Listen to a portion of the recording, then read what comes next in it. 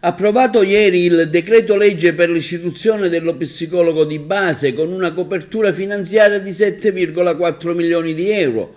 L'iniziativa, inserita nell'ambito del sistema sanitario regionale siciliano, è un importante passo avanti. È stato compiuto con l'approvazione del disegno di legge che istituisce per l'appunto la figura dello psicologo di base. La Lega, con determinazione, ha promosso questo progetto che oggi ha ottenuto il via libera dalla Commissione Salute dell'Assemblea regionale siciliana.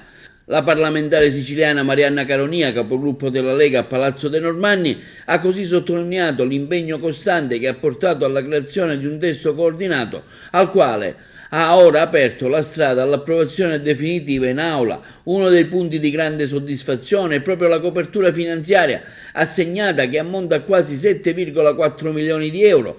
Questo finanziamento garantirà il funzionamento del servizio a partire dal 1 gennaio 2024.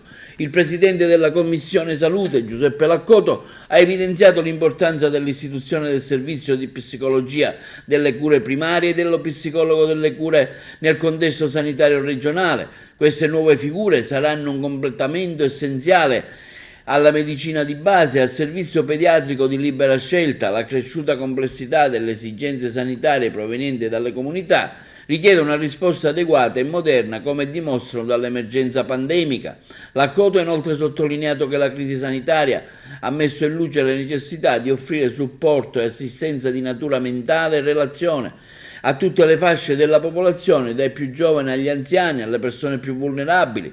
La figura dello psicologo di base rappresenta una risorsa chiave a livello territoriale, in grado di rispondere alla crescente domanda di supporto da parte dei cittadini. Il primo passo è l'approvazione definitiva della legge in aula, che segnerà un importante traguardo nella promozione della salute mentale e del benessere nella regione siciliana.